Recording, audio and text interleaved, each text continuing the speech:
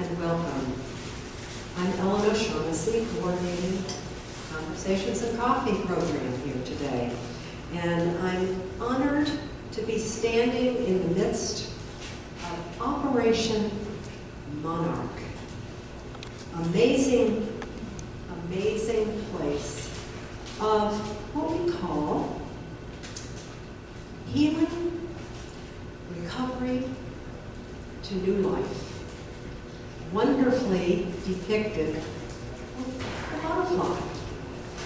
And Bev Goldie, the inspirational leader of this, has said, the butterfly, because going from darkness to new life, speaks of healing and recovery. And if you have taken a moment, and if not, do take a moment, to see the post-it notes that depict the struggle and the joy of coming to life through recovery. And Bev is going to be sharing with us and introducing to us the wonderful artists who are with us. And Maiken Pullins is the co-curator with Bev. And Maiken is from Fresh Air Gallery. And it's people who have come through recovery, and why and how? Through art. And that is what is happening around us. Bev graduated from Wittenberg University. And Bev, do you want to acknowledge this? Hi, Bev. Hi, I'm Bev. Bev went to Wittenberg and graduated and explored all kinds of art. And actually, I bought a piece of hers, a number of years ago. It's an oil painting of Ireland from your travels. And what an evolution from that beautiful oil painting to the beautiful encaustic art that you are about now, and all the different forms of the expression of your gift. Now, as you have chosen the butterfly, you have chosen a theme that says it came to you while you were doing your art. That the darkness, the evolution of the butterfly said something about what you were going through with a loved one who was suffering from addiction. And amazing how you just went out to all of us to say you're with us in this journey and struggle. And even though individuals may not know someone who has an addiction, we all know what it's like to move through struggle for new life. Thus, the Monarch butterfly. So thank you, Bev. And with you are artists who are going to be part of the presentation today. And possibly, Bev, I'll give this over to you for your introductions. Thanks very much, Ellen. We wanted to acknowledge also just the opportunity that we've had to even have a show in the first place. I had proposed some similar shows to other suburban galleries and university galleries. And it's a subject that not a lot of places want to necessarily grapple with. It's a tough subject. And maybe they weren't quite sure what kind of response they would get. But I kind of knew, as being a student and now a faculty member here, that they've really undertaken quite a few different difficult subjects and done it well. And not only just the gallery section, but they allow other art forms like plays or poetry or music to help to get the points across even more. So I thought that this would be a wonderful place to approach the idea, and sure enough, yes, they were interested in having something maybe a little bit bigger than what I had first proposed to them, which was even better, and I'm so glad that they did. Because just one person's perspective isn't enough with this. You really need to hear it from not just I'm a parent of somebody who is addicted, There are people who have lived with parents who have been addicted, siblings, uncles, you know, a distant relative or a friend, or even an associate at work. So I thought it was really a great move to incorporate this into a whole show that was it was an open entry to the whole state of Ohio. And originally, when we started the whole process of talking about how we were going to do something like this, first of all, I had been cutting out newspaper articles about anything that had to do with drugs or addictions, and we ended up not having room or space. If I could just unfurl 2 of these, we were going to do wallpaper with these, make big, like plaster the walls with these to show you how much this is in the news. And I'm not talking about just DUIs. I'm not talking about homeless. I'm not talking about you know, people that have been victims of crime. I'm talking about recovery stories and other things that have had to do with the whole cycle of addiction and recovery. Unfortunately, but very fortunately, we had so much artwork that this would have detracted from that message. But I still wanted to show this is just a fraction of what's been in the news and what's been going on. And I'm very happy to say with the new governor in place that he is very aware of all of this because he was the former Attorney General. And he's seeing so much of the angst and the plight of so many people because of being victims or going through addiction themselves over and over and over. So it's not just a topic for us today in art, but it's in the news, and I hope that everyone takes something away from the stories that are with all of the artwork here, because I think they're stronger than any of these newspaper articles could ever help us to imagine. So we can go back and roll these back up or just set them aside. Everyone can take a look later if they'd like at these, but I just thought I'd bring this to show that this is everywhere, and it's just helpful to see what we had started at with the .0. And we started with an advisory board too, with people that were dealing with this citywide and statewide, art therapists. Mike, you might be able to help me out too with some of the people on our advisory board. I'm trying to remember Adam H. We had our sponsors. I think our advisory board consisted of folks in the community that maybe work in substance abuse prevention or treatment, counseling, healthcare providers, clinicians, counselors, just the experts in the field helped us form this advisory board of close to maybe 20 individuals. We met several times last year even, I think, while we were planning this exhibit. And they proved to offer us expertise in the field and support and advocacy. And this is Mike and Pullens. When we first got started with this too, and the GCA, the Cultural Arts Center staff asked, well, who else should be, maybe somebody else to help out with curating, maybe somebody who's had a little bit more experience. I've had some experience, but not of this nature. And Mike and Pullens' name was one of the first that I came up with because I knew her from some other things we've been involved with in the past. Through Dublin Springs, I know we put on, when they opened up their doors there in Dublin, they had an art exhibition. And I met her then, and they had a gala. But I'll let her tell a little bit more about Fresh Air Gallery very quickly, because she helped us to find individuals who are in recovery, who are dealing with it through their art. And that's exactly who we were looking for. And maybe you can tell them why we did invited artists to start that way. Sure. So I work at Southeast Healthcare. It's a nonprofit healthcare organization here in downtown Columbus, and we're actually in 8 Ohio counties. And what Southeast does is we provide healthcare, behavioral health, primary healthcare, amongst many other programs and services, substance abuse treatment. We also operate an art gallery. It's called Fresh Air, and it's right downtown at Long and High. And the acronym for AIR stands for Artists in Recovery. And so we've been around 15 years, and we have a mission. It's a special gallery with a mission, being nonprofit, and it's to showcase the work by individuals who have been affected by mental illness and or substance use disorders. So our artists that we work with have to fit that mission criteria, either themselves or a family member, and have been affected.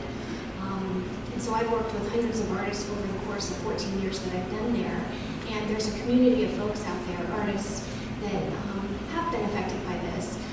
But our mission is to break down the stigma against addiction and mental illness while educating the community and also bringing focus to their artistic vision. And that's really one thing I'm most proud about, is that folks might come in, have their set of issues, maybe they're working through recovery and they're on their journey, but yet we work with them, advocate for them, and support them in their arts and really help bring their artistic vision to fruition. So when Bev asked me to be involved, it was just an obvious thing we needed to do because it was a perfect fit, and I was able to then reach out to the community of folks that I know and see if they'd be interested in helping with this project. So luckily, we had a great response.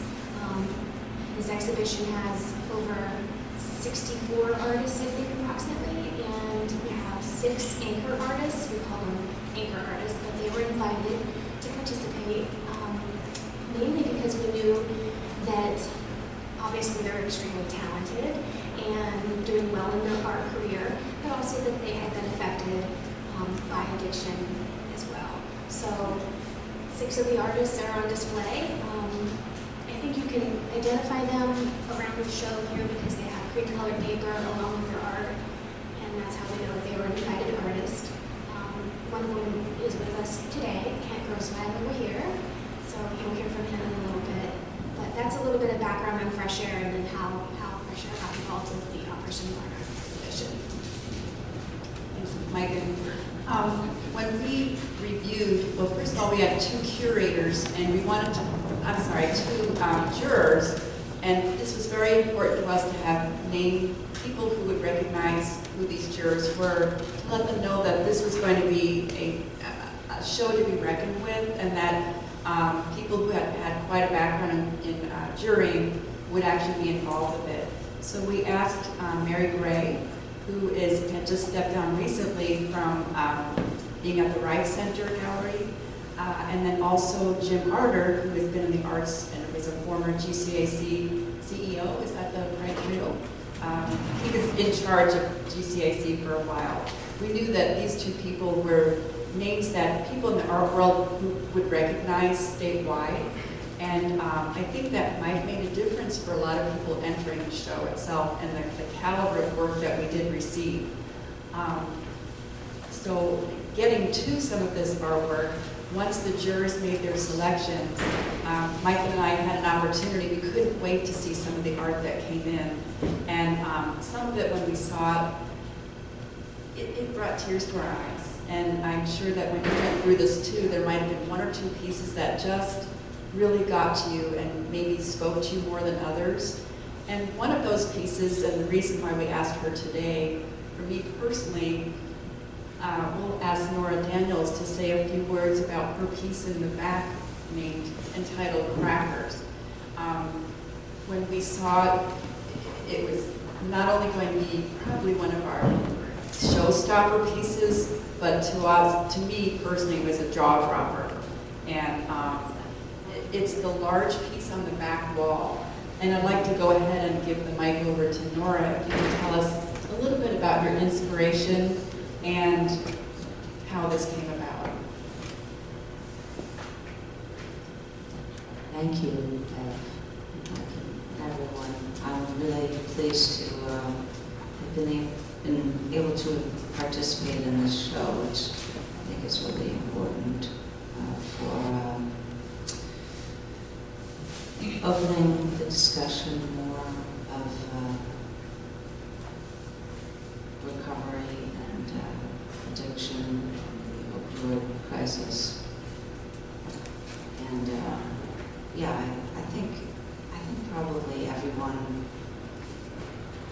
in Ohio has been affected by it. whether they know it or not, because you might not have somebody very close to you that you know has an issue, problem, an addiction, is in crisis, but that person has affected someone else. Or, you know, we're all connected, so. But in regards to the piece, yes, I've had someone in my life who was addicted to heroin, and I was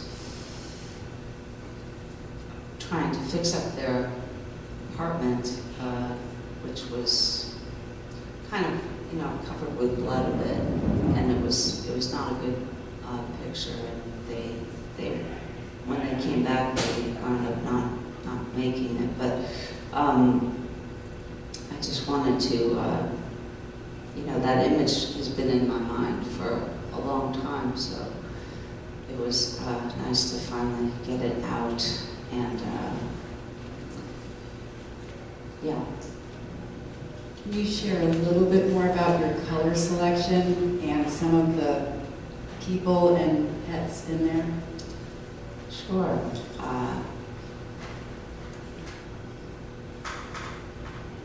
You know, it's a funny thing. Even through tragedy and the worst life has to offer, it's still life, and there's still a vitality and a vibrancy and a pulse, if there's still a pulse. With paint, I do tend to like to express the vitality of life through color. Since it's available, why not use it? And I think it's very expressive of, like I just said, the vitality of life, and the essence and the expression and the variety and the magnitude, like everything great and small in the world can be expressed through color, I think. So in this painting, there is this vibrant orange and on the walls, and then the red door, and then there are the blues that balance it, that kind of go through it as a pattern a bit, because it can be found in throughout. And yeah, colors are symbolic too. I mean, red can be blood and life and passion. And You shared some things with me about the cat and the dog in there. When I saw the dog at first, that's what made me cry, because seeing that a pet was so moved that they weren't sure if that person was dead or alive or what was happening. And you were sharing something about the cat that I had never seen. I didn't even notice the cat until you told me about it. If you can share something about that. Sure. Well, yeah, the cat and the dog. The cat can be seen as, you can see it's rather aloof. It's not right at that person that is down and dying or dead, or we don't know exactly what state she's in, or he. It's kind of an ambiguous figure. And the dog is right on that figure, concerned, upset, trying to help if he could. And the cat is set off and rather indifferent. So, you know, kind of speaks to there's a choice when there is somebody that you see that's, or that you know that's in crisis or having trouble or struggling with anything. You know, you could be, oh, that's their problem, you know. Indifferent, like the cat, or concerned, loving, faithful, like the dog. You know, dogs symbolize fidelity, faith, and love, unconditional love. And, you know, it's a choice that we make. We can make every day in our dealings with everyone, too. And certainly with this crisis, you know, if we decide to just be, wow, you know, it's their problem, it's somebody else's problem, or are we going to take it on ourselves and be concerned and caring and try to find solutions with love? Like that, yeah. Thank you. welcome. I can't believe the size of it too. I don't know how you transported it, but we are so thankful that you entered it, and this was the perfect place for it. I think that a lot of people have taken a lot from it, so thank you very much. Thank you for that, I appreciate that. Another of our artists, but one of our invited artists, Ken Grossweiler. If you hadn't seen the Broad and High issue that we had that was on TV, he very eloquently described how art has helped him in recovery, and just, I'm not going to put words in your mouth, Kent, I'm going to let you describe what art has done for you in your recovery journey. I've been sober, clean to sober, a little over 18 years, and like this time, 18 years ago, I was working my way up towards a daily 4-figure drug habit, and you know, it would take that just to get my wheels to quit spinning in the horrible way that they did. And they spin a lot now, but it's a lot more positive. And when I paint, and I relax, and it's probably the most relaxed I've ever been in my life. Like all the negative chatter and anxiety and all the stuff, and my head just stops, and I'm focused on what I'm doing.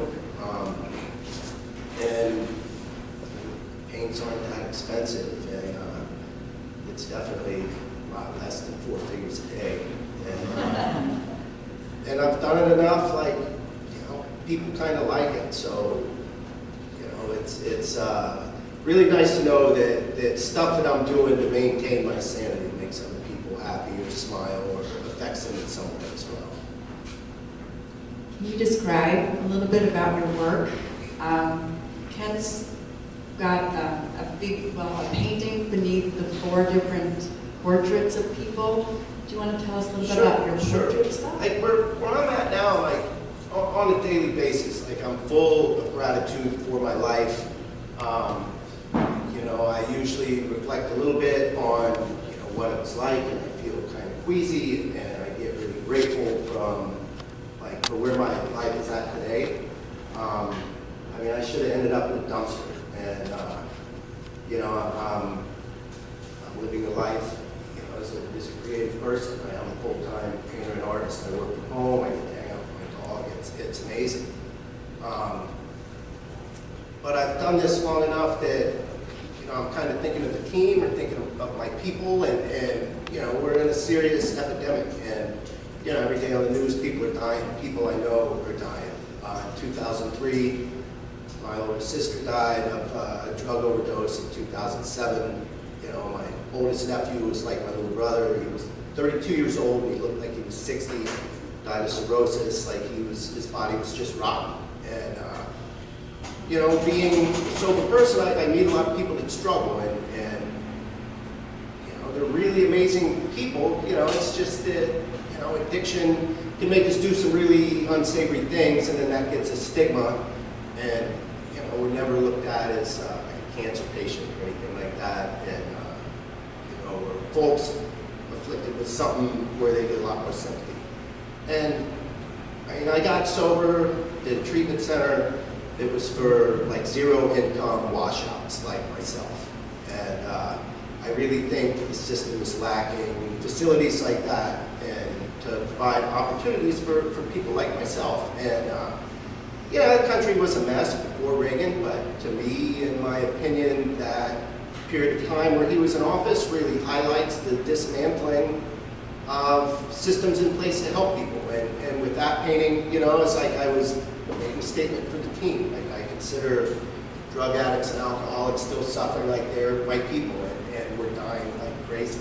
And, you know, so that's what I was trying to do with that, and just the hypocrisy in place of, you know, to just say no, president was running guns and selling drugs to pay for one of his trifling skirmishes, like, because we can't stay out of other people's business, and, you know, made for a crack cocaine epidemic in South Central Los Angeles. And, you know, there's the painting features the journalist that broke the story open, who was either assassinated or his life ruined to the point that he committed suicide, and Ricky Ross, who he was the, you know, basically the pawn who run the CIA's cocaine. And, you know, like, humans suffer. Like, the powers that be don't care about the humans that put them in office. They care about money and power and their own agendas, and my people are suffering and dying, and it, you know, it makes me furious. And so that was a creative, positive way to express my rage over the situation. What about the individuals above? Most of those were just portraits. They don't fit in as much. Like, that's what, I mean, I paint lots of stuff, but what the work I do that supports myself is a variety of portraiture work. And so I was asked to submit some of those as well, and I wished I had more that fit with my theme. A couple of them do. The one that's kind of the pinnacle of the peak is Ice-T. And that was from his, from the Rolling Stone record cover in 1992, and that was the debacle in and around his Cop Killer single. And so I think that definitely factors into institutional racism for sure, and you know, a lot of the systematic problems within, you know, the war on drugs and you know, available facilities, like that institutional racism factors into that. On the far left is Wayne Kramer. He was in the MC5 and was, you know, in the late 60s, extremely politically outspoken. Thank you so much. We really are glad that you're one of our invited artists. And thank you. I was really flattered to be invited, for sure. One of the other programs that we had, and it just occurred last Friday, was an original play by Jason Beeler, a friend of Jeff Martin's, and he had proposed something like this, and we thought it was a fantastic tie-in. The name of the play was Tar, for Tar Heroin, and it was based pretty much on the book Dreamland by Sam Quinones. And if you haven't read that book, it's a very, very good history of how the opioid epidemic actually started way back in the 80s, and the drug companies role a little bit in that, and saying that it wasn't an addictive type of a drug, and then the pill mills and people trying to be weaned off of some of these different drugs and turning to heroin instead. So the play itself was extremely well done by Catco, is it Catco or Kappa? Catco Theater Group, and it was a wonderful turnout, and the play itself was marvelous. One of the actors who's with us today, Joe Lusher, helped us after the play with Jason to talk a little bit about the play itself and how Joe felt to be a part of it. And it was a very moving time. And afterwards I gave Joe a hug because of some things that he shared with us. And Joe, if you could tell a little bit about how being in theater as another art form has really helped you in some different things in your life. Sure, yeah. I think it was kind of odd that I was pulled into the play or asked in the last week, and I'm in recovery. So I volunteered to share my story just a couple days, really, the week before the play, because I thought it was important to share my story. And it is kind of odd as I'm thinking about how to share my story, and how I think recovery is essentially about sharing your story and other other people listening and relating and connecting in some way. And addiction kind of, I don't know, promises some kind of connection without really other people involved. And I think that's what drew me to drugs and alcohol. From very early, it became a way to be more social and not worry about all these insecurities I had or other people's opinions. It really, I thought, promised this wonderful way to be not me. Kind of like theater did. But theater was so much more healthy because you were involved with other people in a real way. It wasn't mediated by, these substances that can really, really cause a lot of problems and eventually slavery to it later. And so I've been trying to think of those, lines of development, and it is kind of weird that I wanted the same thing. One is so much more enriching and fulfilling and purposeful and healthy, and the other one is just, it became more enclosed in. So in high school, I remember my first beer and how I could talk to popular people, and it made me a different, likable person. And just following that with pot, and then I just did everything as an opportunistic, Oh, and then I got cough syrup, and I realized that the hydrocodone did the same thing, and so that started me on pills. And then, you get them from the internet, or you could get them from people's cabinets, or you could, where else? Oh, the doctor. Yeah, the doctors would give you pills too. All you have to do is, say you have these symptoms. So, and every time I would get married, I'd be like, all right, I'm grown up, this has to stop. That's not the way it works. I have a child. All right, this is stopping, And finally with the opiates, that did something where it gave me a rush, but it pulled me out. It was just like, it grabbed my heart in such a way that it was really like this desire of something that you just can't stop. The physical part of it would not let me go, even though, oh my gosh, I have all these values, I have all these beliefs, I thought I did the right thing, and now I'm stealing, now I'm doing these things. It's just sick. And so, because I wanted an integrated personality, now it was just disintegrating. It was falling apart all around me where you don't even know who you are. And so I wasn't really into theater, and that great love that I had had disappeared. I didn't want to, because everything is so focused. Every desire you have is for that these general passions are gone. It's something that I really enjoyed and loved and was good at, and recognized as being good at. And I just love theater, and I love getting back into it. It's just a very mysterious kind of way in which I feel more free by playing another character, because there's a certain set of parameters, and you go here and say this, and wow, I can do that 1,000 different ways. This is wonderful. So that's basically about it. I can answer Oh, yes. And I think you had shared that it was one of the first times that you had actually revealed some things about yourself, and it was very moving for you, and it moved everybody else in the room. So we applaud your bravery and courage to speak out like that, because not a lot of people can or will. And I think you had even said something about when somebody else does share something, it gives you almost permission to do so too. It doesn't mean that you're trying to gossip or to reveal or to break confidentiality, but sometimes as an individual, you have to share with somebody else, or you're going to feel sick inside yourself. Right. And that's one of the points of what we're doing here, is if somebody came in here to see the exhibition and felt moved to maybe take another step, that, gosh, maybe I should talk to somebody, that we did have another, we have additional information for resources. We also have a couple of other things, but I wanted to still ask Joe just a couple of things, because we just talked a few moments ago that theater gives you an adrenaline rush when you're up in front of people, and I think that's true of all the arts. when your stuff is exhibited or you're chosen into something, it's a rush.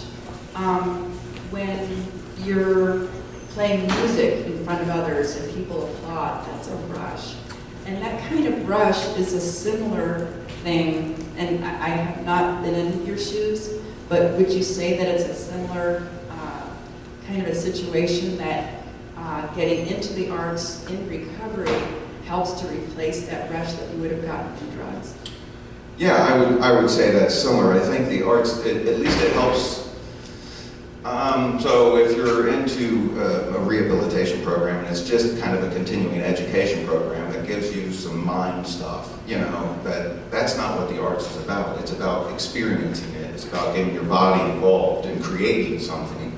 And it's not about having information. It's about formation. You know, you're creating something and you're being what you were originally intended to do in a way that drugs just kind of dissipate away from you. So yeah, like there's different drugs that do different things, right? Stimulants or depressants, and they all kind of do that click in your brain where you're in some different time frame or whatever. So that could be a rush, not necessarily a high, but just make you not worry about everything and do that kind of stuff. So I do think that that is why the arts are so important, because they are an embodied expression of who you are. You don't even have to consider yourself an artist. We're all made to create and to communicate what we're feeling, you know, as human beings. And I think, you know, that's not the impression I think we want to give, is that, you know, everybody can experience that through drawing. You know, kids do that, and at school when they're not necessarily artists. So yeah, I think it's fairly similar in that way, but there's actual community, there's actual, you know, real relationships going on in an ensemble, at least in the art of theater, where there's all sorts of different arts going on. There's a set designer, there's a scenic designer, you know, there's a costume designer, there's makeup, and so all sorts of different arts are going on there, which I think is really cool. But that's the most important, I think. It's embodied and not merely, you know the information, why aren't you channeling? All you have to do is not use your hand and pick that up and put it in your mouth. Like, it seems so simple, but as human beings, we're so much more, you know, mysterious, and there's not an answer, you know? And that's what the arts are about, asking more questions and providing answers, which is what I like about it. I think that's really important. Both the openness to have in the conversation and to destigmatize and demystify, destigmatize the addiction problem, the opioid and all the other, and also to combine that with the arts, which is an expression and finding yourself, and having that replace the looking elsewhere for drugs or alcohol or other addictions. I think it's really vital to know, and it's a very important point too, that everyone is an artist, can be an artist, and needs to express themselves and find their own truth. And yeah, the ability to just be able to speak openly and to go towards more oversharing is better than like being afraid to speak your truth, and to realize, yeah, there's actually nothing to be ashamed of. You know, shame is what really screws us up and doesn't help anything, just keeps us under the rock and wanting to stay under the rock, and to realize that whatever it is we're going through or doing, or our addictions, there are other people we can talk to, and to be on the road to recovery. Did you want to say something too, Mike? Yeah, I was just going to chime in about the replacement part. I think evidence-based practices that creativity does help change your brain. So when you find something that is a creative process, and you're so used to maybe your previous life, which was addiction and keeping up with it and making sure that you have what you need, if you can replace it with something, it's been described to me at least that it does help take you into a new type of flow, a new type of lifestyle, and then it can be, you know, your new way of healing and recovery. So I think Ken touched on that in his interview with Broad and High, that you need something to keep you busy. If you're not doing drugs, you need something to keep you busy, both physically and mentally. So creativity comes into play a great deal there. And some people have made a career out of it too, by turning to something else and having something positive that sometimes it turns from a passion into, boy, that looks pretty good, I want to buy that. And that's another rush to have somebody say that and to kind of verify that they're doing something very well. Some of the other artists and art that we had here not only had to do with people going through the addiction itself, but maybe to memorialize people who they've lost through this process. And also some recovery stories of people who have made 3 years sober, just as an example. That's the title of several pieces. And at the reception, there were 2 or 3 people that recognized each other from being in prison because of their time having to, I don't know what the reason was that they were there, but they were getting through some things in recovery there. So it was a wonderful sharing. That whole evening was electric, I thought. But on kind of this side a little bit, we opened things up more into the recovery side of things. And some people were sharing their stories of how art has helped them in a cathartic way to get some of that angst out and to really get through some things themselves. So there's that whole other side of things. And that's kind of what my story was too, with the wall of recovery, just to share that some things that it's different for everybody, what helps you to get through things. But for me personally, for a while, some of the titles of my artwork were things like Fight or Flight, Toxic Resentment, Burnt Again. I mean, pretty dark things. And, I had to kind of look at myself and what I was doing and, okay, where am I going with this? And, because of the things going on in my own life. And then when I did go, I think I shared in the title over here, when I went on a garden tour, after I got the pictures back, so many different things reminded me of the actual steps that I was going through in my Al-Anon program. So it was extremely helpful to put the two together and to maybe share what had worked for me for other people, because just like when going to a 12-step program, you're with a community of other people with the same situation. And it's easier to talk, and you usually can't reveal a whole lot among people who are not in the same situation. And that's okay. But you do need to find others that you can talk to, whether they're a professional or somebody in that same situation. So I'm so glad that it was an interactive piece so that we can hear other people's things and things that have helped them through the same situation. If you haven't had a chance to look at some of the other things in the exhibition, we purposely, with the advisory board, tried to have some other things like a video. One of our artists had a video, and if you get a chance, it's a 12-minute video about a neighborhood that you may not have ever been able to walk through before. And it would help maybe break down some barriers a little bit if you listen to the main character reaching out as a neighbor to all of his neighbors.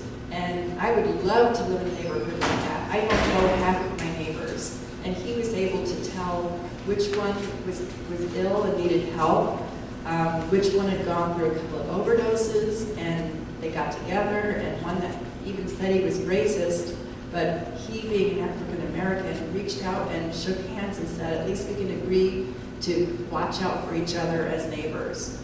So that's a very touching video. We have something from the New York Times. There's a touch screen here, and it's very easy to work. You actually use it like a touchpad iPad, where you make the article forward, and there's graphics that go with it. But we saw that, and Tom Bolio, one of our staff members here, saw that and thought it would go great with the exhibition. But how do you present that or show that? And Ohio State lent us this tabletop to be able to show the graphics with the article.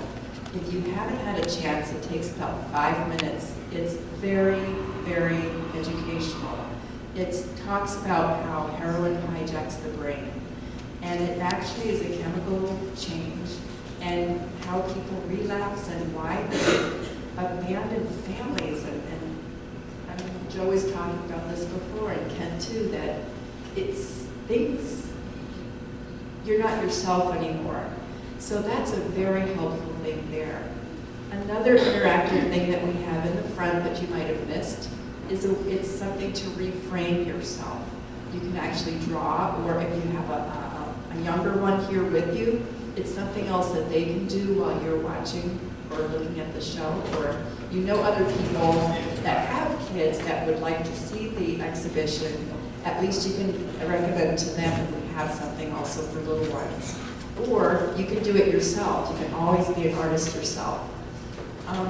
Mike, are there other things that you would like to say about the show itself? We have a couple artists in the audience today. So Mary Ellen, thank you. She's right here. Her piece is over here. There's 2 gowns. So if you get a moment, read the artist statement and learn about what piece is in the exhibition. It's very powerful. Do we have any other artists in the audience that are with us today? Hi, Denise and... Yes, when you say artist, you mean like two-dimensional artist? I mean, do you have a piece of work that's hanging in the show? Kind of Oh, artist. I'm sorry. That's okay. We're glad you're here. So I just wanted to point out that piece particularly. Just one last thing too, the wings. The wings, when we saw this in the, as one of the things that was entered, we thought right away that would be kind of our focal point when people walk in the door. And it would be kind of a way that they can say that they've been here, they've maybe gone through a little bit of their own recovery or transformation somehow, some way, and a little bit of levity. Because after you have gone through recovery, you feel joy in your life. And a butterfly really, I think, is a good metaphor for it. So it gets back to the whole title and the whole feeling for it. And at this point, yes, if there are questions, we'd be happy to.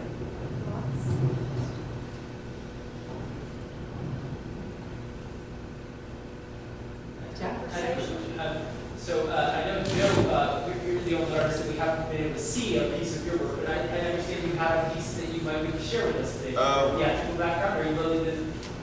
Sure, yeah. Wait, You guys have here? something? I can, yeah. I brought, I can, if you guys would like to hear it. I won't subject you to anything if you don't want to. Well, it's just, I'm not going to do like some sort of big acting thing or something, but I do. You know, I was really into romantic poetry when I was younger, and one of these poems that I memorized a long time ago was called Ode to a Nightingale. And I don't know why it appealed to me some way, but it's kind of weird because it talks about this bird singing and having these feelings about wanting to be with a bird, flying away, dissolving.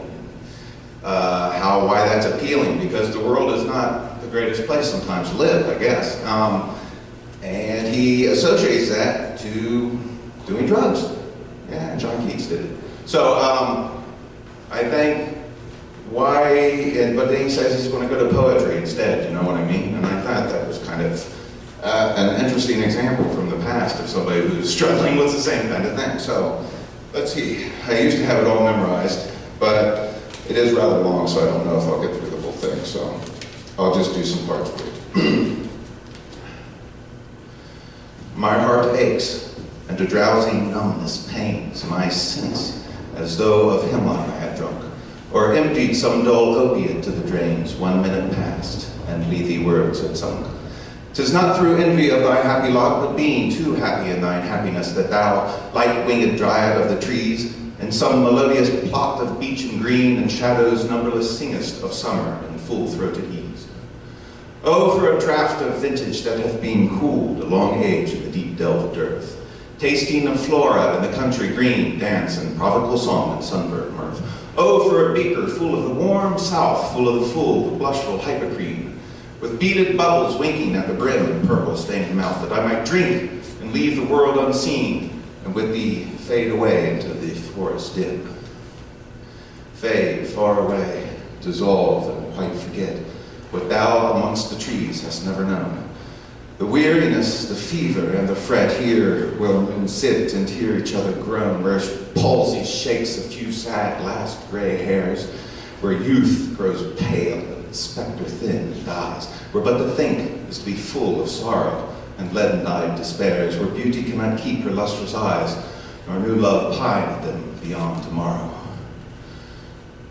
Away, away, for I will fly to thee, not charioted by Bacchus and his pards, but on the viewless wings of poesy, that the dull brain perplexes and retards. Already with thee tender is the night, and happily the queen moon is on her throne, clustered around by all her starry fays, but here there is no light, save what from heaven is with the breezes blown through verdurous glooms and winding mossy ways. I cannot see what flowers are at my feet, nor what soft incense hangs upon the boughs, but in embalmed darkness guess each sweet wherewith the seasonable month endows the grass, the thicket, and the fruit tree, wild white hawthorn and pastoral eglantine, fast fading violets covered up in leaves and mid-May's eldest child, the coming rust rose full of dewy wine, the murmurous haunt the flies on summer's eve. Darkly I listen, and for many a time I have been half in love with ease of death, called him soft names in many a mused rhyme to take it to the air in my quiet breath. Now, more than ever, seems it rich to die, to cease upon the midnight with no pain, while thou art pouring forth thy soul abroad in such an ecstasy, still without sing, and I have ears in vain, to thy high requiem become a sod. Forlorn, the very word is like a bell that tolls me back from thee to my sole self. Adieu, your fancy cannot cheat so well as you are famed to do, deceiving elf. Adieu, adieu, thy plaintive anthem fades, past the near meadow, over the still stream, up the hillside, and now 'tis buried deep in the next valley glades. Was it a vision or a waking dream? Fled is that music. Do I wake or sleep? Thank you very much.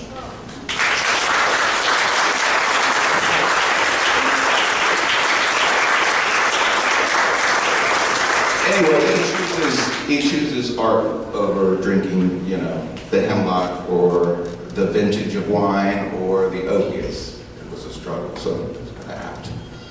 Thank you so much. You're welcome. I would never have been able to memorize that. Yeah. An art in itself. It is. It is. And are you a poet also? I used to write a little bit, but no, I'm not a poet. Yeah, I think, you know, like, people can do that in their free time, you know, but no, I'm not published in any way. Well, we have the rest of our panel back up, and I wanted to thank each and every one of you for coming back to share your art and all of your information with us, because without your stories and without your art, we would not have had as amazing a show as I think we have. So thank you very much. Thank you for having us.